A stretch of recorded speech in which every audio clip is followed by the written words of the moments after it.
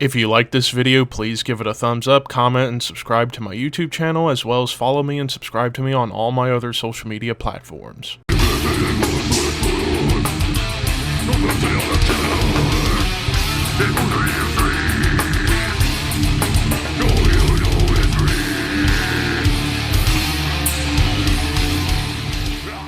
What's up, Thrashers, and welcome back once again to the Thrash Maniac 99 YouTube channel, and I am back with another album review for you guys, and today I am talking about the comeback album from Swedish death metalers Vomitory, with All Heads Are Gonna Roll. So this came out also on May 26th, this time on Metal Blade Records. And, of course, this is, like I said, their comeback album. This is their first album in 12 years. And, surprisingly, they still managed to stay on Metal Blade after this long hiatus between studio work. And then, of course, a bunch of other stuff going on. But, hey, they're back, and we're going to talk about this album because I will fully admit, this was my first full Vomitory album I've heard. I got a few of their albums in my collection, but I haven't gotten around to listen to them yet. But I probably will now after I listen to this, because I will say, holy shit, is this one of the most energetic death metal albums I have heard all year. Kicking things off right out of the gate with the title track. Immediately into, like, classic Florida thrashy death metal, and that's pretty much, one of the big things about this album, is that American thrashy death metal energy is felt all throughout this album. Which, with Vomitory, they've always felt more like a Florida death metal band more than a Swedish death metal band, even though there are definitely spots on here that make me think of classic Swedish death metal, like Entomb, Dismember, maybe even Bloodbath. But mostly, this is, I would say, straight up Florida death metal worship going on here. And it shows right out of the gate with that title track. And then, of course, the lead work on this album, there's only a couple of tracks on this album that doesn't have a guitar solo, but the rest of the songs do, and they know how to vary up guitar solos. They can bring in some little guitar harmonies, they can get very tappy, they can even do squealy dive bombs, flat out shred, or showcasing little bits of melody in some of these guitar solos. Decrowned, this is where you get another mode of this album, and that's crawling riffs or great tremolo crawls. And this crawling riff that starts off this track made me think of Morbid Angel a little bit. Mostly Altars of Madness era Morbid Angel, I would say, because of that more thrashy side to Morbid Angel was on that album. And of course there's a big thrashy side to Vomitory, so it made sense in my mind. And while this song stays very thrashy and intense, then we get another influence on here, and that's more of those punky hardcore D beats or punky hardcore riffage. And this is one of the first songs that I kind of ran into that. And then you get a cool punky D beat towards the end of the song, but with some chugging riffs on top. Ode to the Meat Saw, which, first of all, salute you for one of the best song titles I've ever heard. I'm shocked nobody else came up with this, I'll be honest. You would have thought Cannibal Corpse or even Blood Red Throne would have come up with a title like this, but I digress. Or even Carcass. But Ode to the Meat Saw has this really cool build-up with a cool guitar melody, pulse-pounding bass, and atmospheric drums, and then right away into a crawling tremolo, but with a hardcore rhythm, and then into a D beat once again. And then you get some grooves that show up on this track, which there's not a whole lot of groove on this album, but when they do pop up, they are nasty. And then you even get a really cool breakdown, which breakdowns, not so much a thing on this album, but when they do pop up, they are quite disgusting. But then you get some of those harmonized melodies on the guitars during this breakdown. But then we get into the Deepest Womb, Deepest Womb. I am really fucked in the head, aren't I? Deepest Tomb language. But Deepest Tomb, right out of the gate, big blast beat, crawling riff, and it even alternates with like a more, it's thrashy, but it feels more like hardcore punk. And then you get some like cool combinations of like pinch harmonics, tremolos, and dissonance in the guitars. And dissonance is not something I would think Vomitory can do, but they do it, and when it does show up, it's pretty tasty.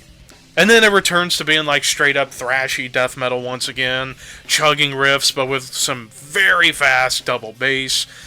And some of these thrashy tremolo riffs again bring in some of that Blood Red Throne influence, but a lot of Vader as well. Then again, Vader I would always think is a very good comparison point to Vomitory, because both deliver more of that thrash metal side of death metal. Piece by Stinking Peace.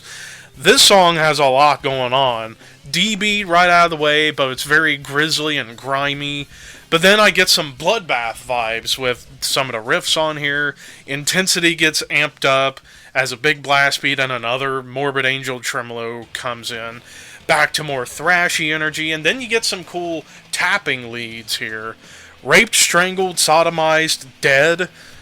One of the most energetic songs for me on this album. Like, this was a big standout, and this was, I think, one of the 2 singles and music videos they did.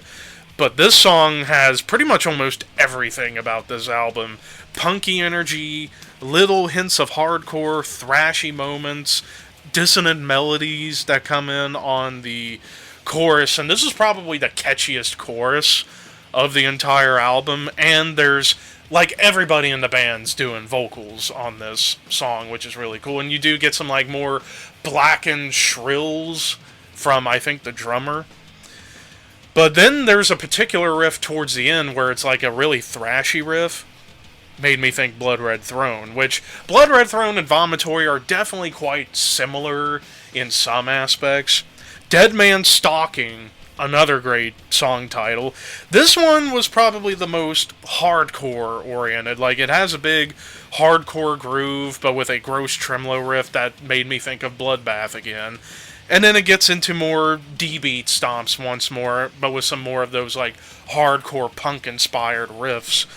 Crawling tremolos return, breakdowns incoming, great lead work once again. Disciples of the Damned, huge blast beat and riff. Again, Blood Red Throne, it almost made me think of the song affiliated with The Suffering a little bit.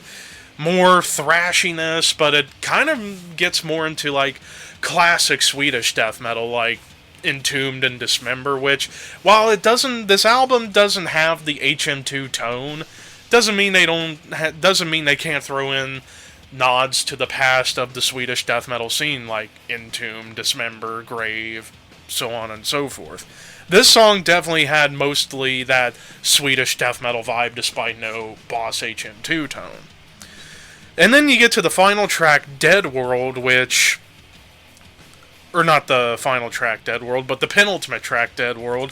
Thrashy energy and riffs and blasts that made me think of Cannibal Corpse. And then more crawling tremolos come in the chorus, the pre-chorus.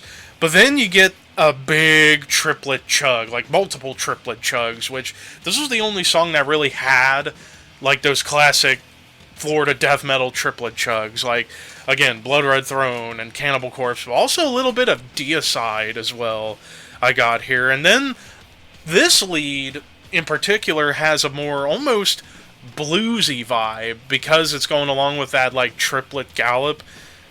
The bluesiness kind of fits, but there is a cool little dive bomb at the end. Now we get to the final track, Beg for Death. After you get some like war samples, it then gets really doomy. Like, this song starts off really doomy, and then it comes back to that doominess on the bridge, but with harmonized guitar melodies. But this song mostly has more of that like punky D-beat stomp to it, like punk riffs, D-beats, more gross tremolos, and then there's even like a cool tremolo stomp towards the end before you get to the final guitar solo. But yeah, overall production-wise, I thought this sounded awesome. It still has grit, but it sounds well produced. The mix is really good, like the bass is prominent throughout. And just all the musicians deliver and then some on this album. You get thrashy energy, hardcore grooves, D-beat stomps. The final track bringing in some doom nods. The penultimate track bringing in triplet chugs. Like, basically every toolbox you can think of in death metal, they nail on this album. So, as far as any complaints, I really don't have any. This album's too damn good, and I can't think of any complaints. So if you are a fan of bands like Blood Red Throne, Cannibal Corpse, Bloodbath, Dismember, Entombed, Vader, Malevolent Creation, you are going to dig this album. Like, this is mostly thrashy Florida death metal with nods to classic Swedish death metal. 9.5 out of 10. I absolutely love this album. Don't be shocked if this makes the year-end list. Maybe might go higher, possibly, because holy shit, this album's just so energetic. Never got boring. Doesn't feel formulaic to me. And everything about it just absolutely rips. So yeah, 9.5 out of 10. But of course, that's just my opinion. What did you guys think of All Heads Are Gonna Roll by Vomitory? Let me know in the comments below. And a reminder that I am currently getting ready to do a giveaway. There's a giveaway going on once I get to 4,000 subscribers here on YouTube. I will be giving away 6 CDs to one of you guys on the comments in the video. Basically, the way to enter, just go into the description box of this video and click the link to the giveaway announcement video and leave a comment in the comment section of that video, and you are officially entered into the giveaway. So, go on there and enter the giveaway, because I feel like giving stuff away. And also, it's a thank you to everybody who has ever subscribed or even just watched this channel. I thank you guys so much. But until next time, keep your horns high and your dreams wet.